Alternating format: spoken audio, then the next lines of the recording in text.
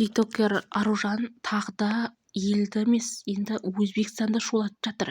Неге осы сорлы әр еркектің бір жерін ұстап, қазақ деген атымызға күйе жағып жатыр? Пранкер Аружан Айбекованың үстінен Қытайда қылмыстық іс қозғалып жатыр.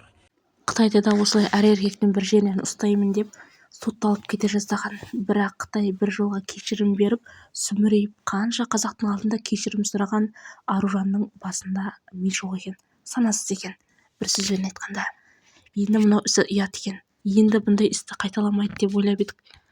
Ұялмай тағы да Өзбекстанның метросында қанша еркектің бір жерінен сипалап, ашуына тиіп, намысына тиіп отыр.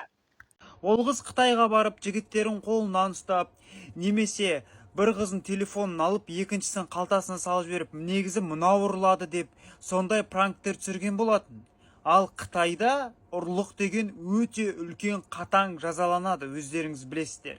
Қазіргі уақытта Қытай полициялары Қазақстанның қандай да бір достық қарым-қатынасына қарамастан, біз Аружан Айбекованы қылмыстық іске тартуымыз керек деп жатыр.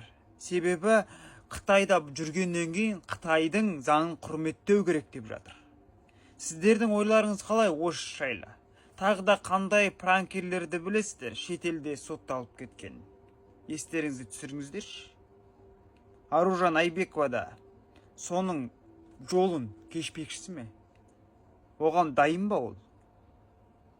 Әлде Қазақстанға симай кетті ма? Басқа биік белестерді бағындырам деп жерге қалай құлаған білмей қалған сияқты ол қыз.